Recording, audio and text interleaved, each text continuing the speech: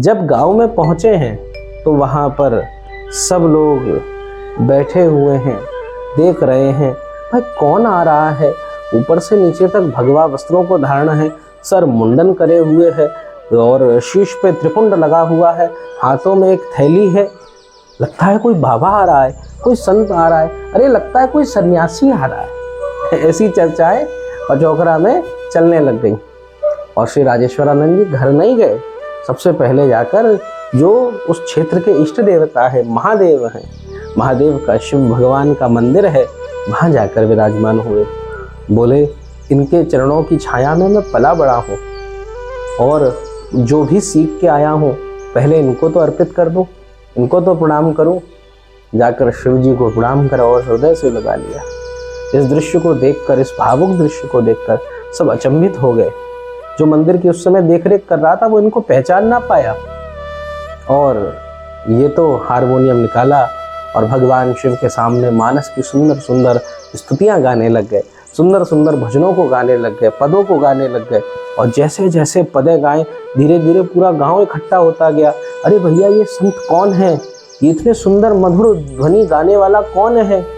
सबके मन में ये आश्चर्य, सबके मन में ये प्रश्न। तभी पुजारी जी भी आए। मंदिर जी के पुजारी जी ने सोचा कोई बड़े सन्यासी होंगे, पर सन्यासी तो गाना बजाना ये सब करना उनकी प्रवृत्ति नहीं दिखती। कौन है ये, एक बार पूछे। पर ठीक है, चलो ऐसे पूछना ठीक नहीं, पहले प्रणाम करा जाए। वेश में है तो वेश में प्रणाम करने के लिए बड़े। अरे राजेश्वरानंद जी ने रोक दिया। अरे महाराज आप क्या कर रहे हो, मैं तो आपके ही गांव का बालक हूँ, आपका ही हूँ। अरे कौन हो भाई तुम। अरे अमरदान शर्मा जी, उनका लड़का हूँ मैं, राजेश नाम है। हाँ राजेश, कहाँ वृंदावन गए थे। वार्ता दोनों के मध्य हुई।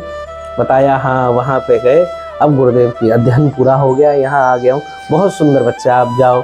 और माता पिता से मिले कि नहीं, पुजारी जी ने कहा नहीं अभी तो नहीं, पहले शिव जी की शरण में आया, बहुत बढ़िया करा, पर अब जाओ माता पिता से मिलो, वो भी बेचारे चिंतित होंगे। माता पिता के पास गए तो माता ने तो हृदय आलिंगन कर लिया और वेशभूषा देख के माता रोए। मुझे इसी का डर था, मुझे इसी बात का संशय था, ये सन्यासी बना देंगे, तुझे बना दिया ना।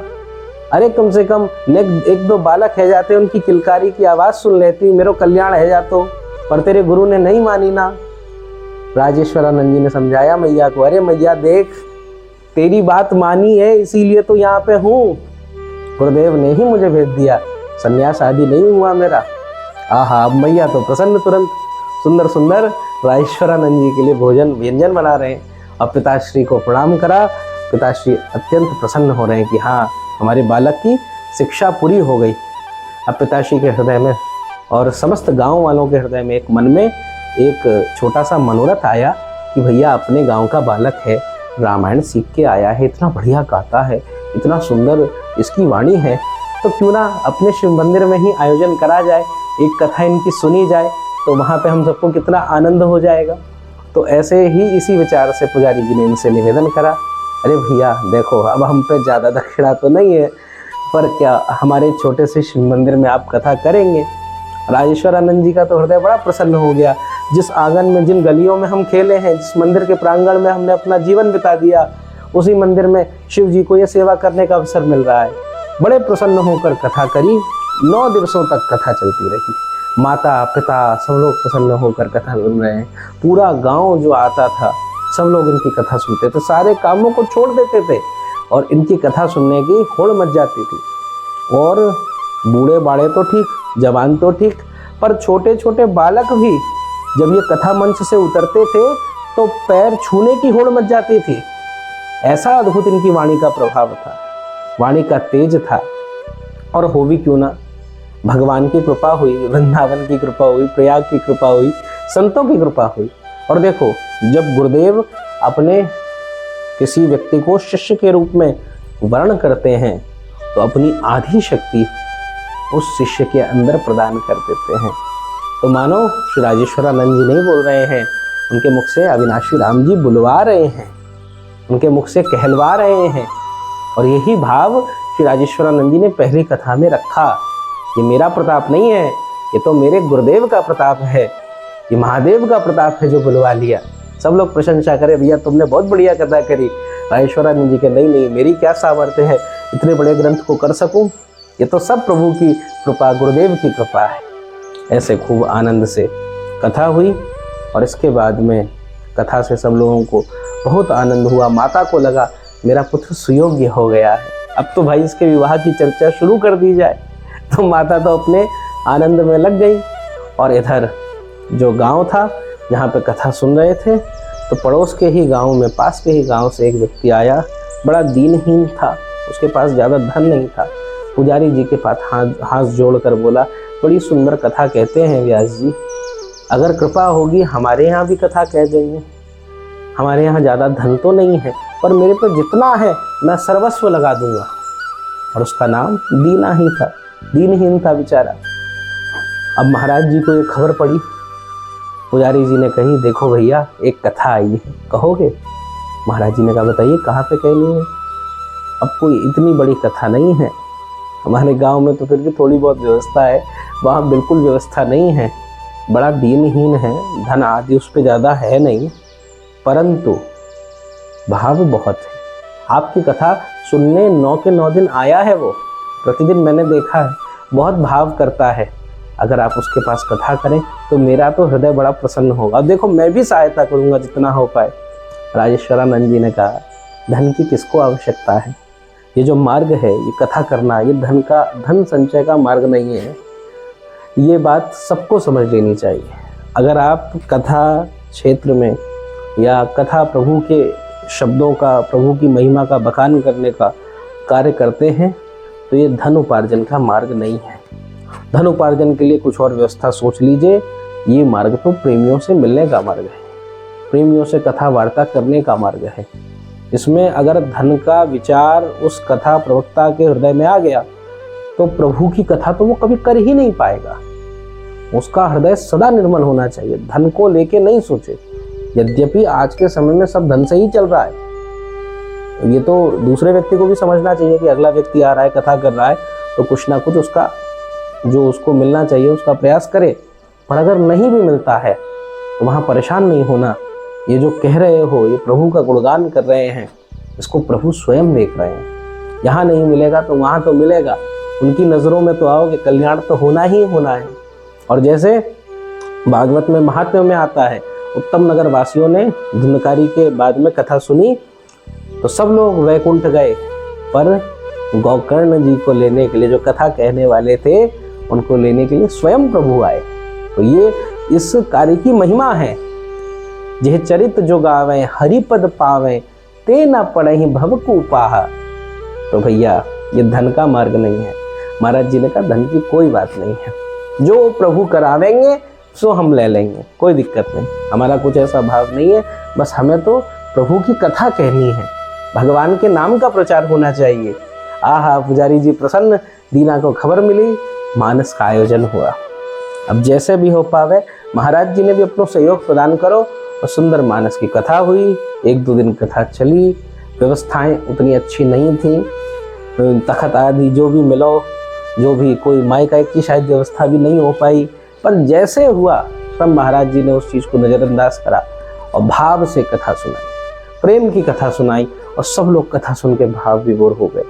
पुजारी जी उनके संग जाते तो पुजारी जी भी बड़े प्रसन्न हो जाते। अरे भैया, हमारे गांव ने आप जैसे सपूत को पाया, आज हमारा गांव धन्य हो गया है, आपका हृदय प्रभु से जुड़ा हुआ है। पुजारी जी का हृदय भर आया, गदगद हो गया, आशीर्वाद दिया कि आप इस कथा क्षेत्र में, राम कथा गाने में सर्वश्रेष्ठ हो जाओ, सर्वज्ञ हो जाओ, ऐसा हमारा हृदय से आशीर्वाद है। और सत्य बात यह है, इन संतों का, बड़े बुजुर्गों का, महापुरुषों का जो हमारे जीवन में है, उनका आशीर्वाद ही हमारे जीवन को बना देता है। और दूसरे व्यक्ति की अगर हमने नुकसान करा है, बुरा चाहते हैं, उसकी बद्दुआ ही जीवन को बर्बाद कर देती है। और इस आशीर्वाद से मानो प्रसन्न होकर एक अवधूत साधु, कथा आदि तो विश्राम हो गई थी, उसके बाद में मंदिर में आए जहाँ कथा हो रही थी। उस मंदिर के बाहर खड़े हो गए और अलख निरंजन, जय राम, श्री राम, प्रभु के नाम का स्मरण करने लग गए। जैसे उसको देखा, राजेश्वरानंद जी ने प्रणाम की मुद्रा बनाई। अब वो तो अवधूत सावधूत है, तो अवधूत के रूप में बस इतना ही बोले, बच्चा, आज मैं तुझ पे कृपा करने आया हूँ, मैं कल्याण करने आया हूँ, तू मुझे खवा और मैं तो कृपा करूँ, खवाएगा। अब राजेश्वरानंद जी को क्या पता भाई क्या भंडार में है क्या नहीं है, पर संत जब सामने आए तो भैया प्रभु श्री राम क्या कहते हैं, मोते अधिक संत करी लेखा। राम जी की सेवा कर रहे हो तो उसको भी त्याग दो, जैसी सेवा है उसको वैसा छोड़ दो और पहले जाके संतों को प्रणाम करो, फिर उसके बाद संत आदेश देते करो तो वो करते रहो, पर नहीं, संतों को पहले रखना है तो संत की सेवा होनी चाहिए। राजेश्वरानंद जी स्वयं गए, रसोई आदि बनाई, पुजारी जी और जो संत वहाँ पे इकट्ठा थे वो सब भी लग गए उनकी सेवा में, सबने मिलजुल के उनको भोजन पवाया और एक एक कवल को पा रहे हैं और मानो खूब आशीष हृदय से निकल रहा है। बहुत आनंद में हूँ, बहुत प्रसन्न हूँ। अरे बच्चा, कुछ चाहिए तो बता, आज के समय इसी समय जिस प्रकार से कल्पवृक्ष सब कुछ दे सकता है, चिंतामणि सब कुछ प्रदान कर सकती है, तू बता तुझे क्या चाहिए, मैं उस चीज को तुझे प्रदान कर दूंगा। जब ये शब्द कहे श्री राजेश्वरानंद जी के हृदय में भाव आया, हे प्रभु मुझ दीन पर एक कृपा कर दीजिए। बोले क्या? प्रभु की अविरल भक्ति, प्रभु के चरणार बिंदु में मेरा हृदय समर्पित हो जाए, मेरा हृदय उन्हीं का हो जाए, मेरे हृदय में कोई और चिंतन ना आवे, केवल उन हरि का चिंतन, उन श्री राम का चिंतन आवे, यही आपसे चाहिए। बोले कुछ और चाहिए? यद्यपि तेरा जो गुरु है उसने सब कुछ दे दिया है तुझे, अविनाशी राम ने अपना सब कुछ प्रदान कर दिया है, पर तेरे मन में हो तो कुछ मांग ले। अब जैसे सुना अविनाशी राम, ये तो मेरे गुरुदेव का नाम है, ये इनको जानते हैं क्या? तो हृदय में आया ये तो अवश्य कोई सिद्ध महापुरुष है। इनके चरणों को प्रणाम करा और चरणों को प्रणाम करते बस एक चीज बोले, जिस कार्य को मैं कर रहा हूँ, जिस प्रकार से कोई व्यक्ति परिक्रमा देता है तो क्या कहता है, परिक्रमा करते करते ही प्राण निकल जाए। कोई व्यक्ति माला जपता है तो बोलता है माला जपते जपते प्राण निकल जाए। हे प्रभु, हे दयानिधे, हे संत भगवान, अगर आप चाहते हैं कुछ कृपा करना तो मुझ पर कृपा कर दीजिए कि इस कथा को कहते कहते ही मेरे प्राण निकल जाए, प्रभु के चरित्र को गाते गाते ही मेरे प्राण निकल जाए और उन्हीं प्रभु को मैं प्राप्त हो जाऊं। उन संत भगवान के मुख पर एक सुंदर मुस्कान आ गई और शब्द निकला, तथास्तु। बस चल दिए। कहाँ चले गए, कहाँ गए किसी को नहीं पता, पर बाद में श्री राजेश्वरानंद जी को यही आभास हुआ, वो अवघड़धानी संत जो हैं, वो अवधूत जो थे, वो कोई और नहीं, साक्षात महादेव ही थे, शिवांश ही थे, शिव ही थे, और वही उन पर कृपा करने के लिए आए थे। तो ऐसी अद्भुत कथा में कृपा हुई और खूब आनंद आया महाराज जी को। और फिर उसके बाद तो महाराज जी की कथाओं का क्रम चलता ही रहा। ऐसा कौन सा प्रदेश होगा जहाँ पे महाराज जी की कथा नहीं हुई, पर जो कथा में आनंद उसमें मिला, वैसा आनंद महाराज जी कहते थे स्वयं शायद कहीं मिलता हो या ना मिलता हो। जैसा उनके दर्शन से मिला वैसा कहीं हो या ना हो। इसके बाद कई कथाओं में जाते तो कभी तार्किक लोग पड़ जाते महाराज जी के पीछे। यद्यपि महाराज जी स्वयं कहते थे तर्को अप्रतिष्ठा, महाभारत में लिखा है, पर बड़े तार्किक लोग आते। एक बार महाराज जी ने किस्सा बताया कि हम बैठे और हमसे बहुत मीठे से बात करे, बहुत सम्मान करे, और फिर बैठ गया वो हमारे संग में और फिर उसने अपना प्रवचन चालू करा। बोले देखो भगवान नाम की कोई चीज़ नहीं होती, सब नास्तिकवाद शुरू कर दिया। अब लोगों ने कहा नहीं भगवान तो होता है। बोले देखो अपने मन में सोचो। बोले गधा तो सबको गधा ही दिख रहा है, आंखें बंद करो। बोले कुत्ता तो कुत्ता ही दिख रहा है। और ऐसे ही उसने कहा भगवान, तो किसी को बोले कौन सा दिखा, बोले गणेश जी दिखे, किसी को राम जी दिखे, किसी को कृष्ण जी दिखे। बोले देखो सब अलग अलग दिख रहे हैं इसीलिए भगवान नहीं होता है, ऐसा तर्क दिया। तो महाराज जी वहीं बैठे थे। महाराज जी ने सोचा अब इसलिए तो बहुत बढ़िया प्रवचन कर लिया है, और गांव वाले बेचारे सीधे साधे होते हैं, वो तो उसकी होड़ में आ गए, बिल्कुल सही कह रहे हो, तुमने तो सत्य बात बता दी, ये सब पूर्वज। लेकिन पूर्वज कहते हैं, बोले पूर्वज भी तो गलती कर सकते हैं, सबको एकदम अपनी तरफ कर लिया था उसने। तब महाराज जी ने कहा कि देखो अब इसको सीधा करना पड़ेगा, और महाराज जी ने फिर अपनी वाणी खोली और बोला देखो एक बात बताओ, आपने अपना प्रवचन करा, अब हम थोड़ा सा कर लें। बोले करिए। आपने कहा गधा देखो, कुत्ता देखो, घोड़ा देखो। अब मैं कहता हूँ आप देखो बाप। अब सबने नेत्र बंद करे।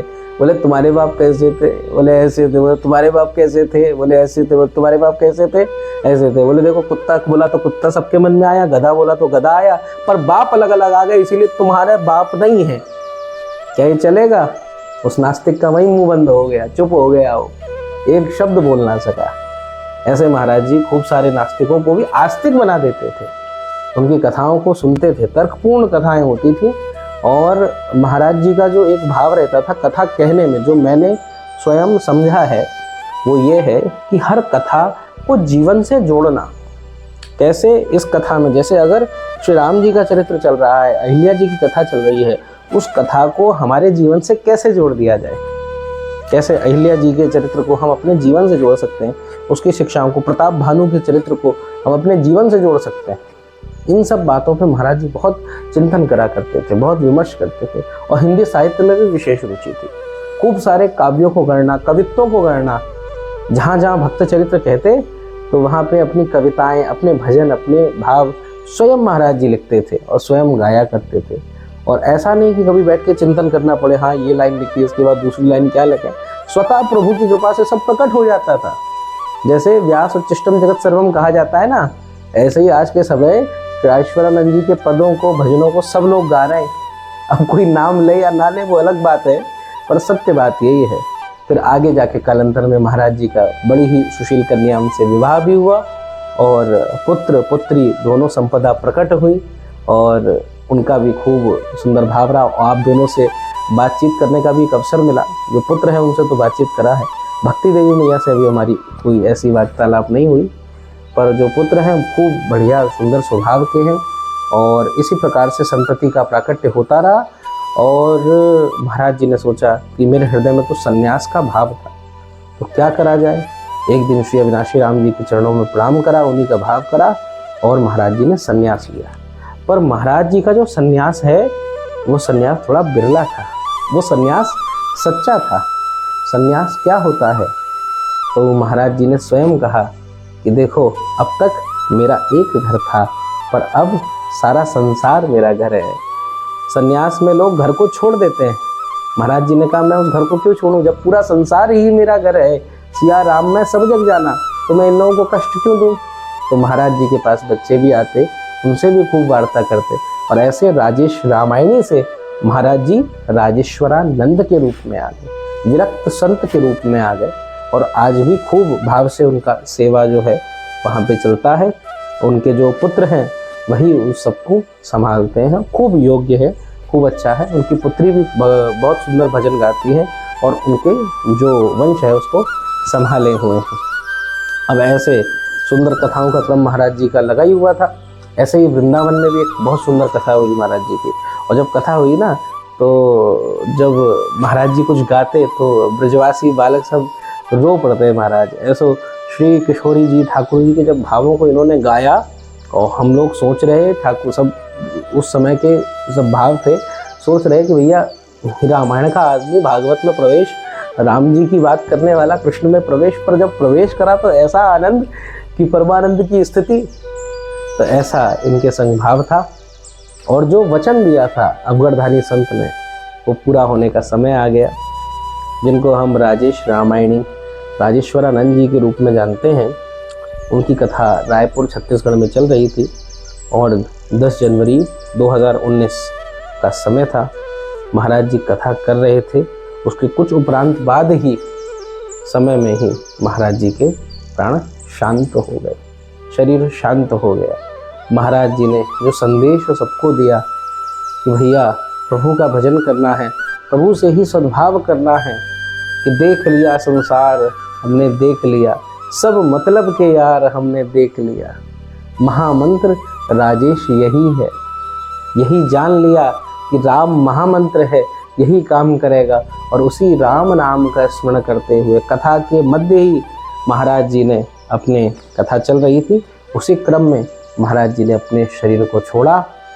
और अब आप सोच सकते हैं, जो भगवत गुणवान गुण को गाता हो और गाते गाते ही शरीर को छोड़ के चला गया हो, ऐसे महापुरुष को क्या योग प्राप्त हुआ होगा।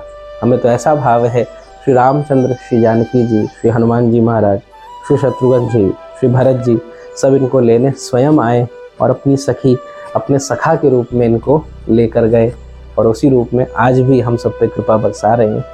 तो मेरा बस ये एक छोटा सा धृष्टता कह लीजिए, उद्दंडता कह लीजिए, जो भी कह लीजिए, प्रयास है कि महाराज जी के चरित्र को हम सब श्रवण कर सकें। इसके माध्यम से आप सब भी इस चरित्र का श्रवण कर सकते हैं।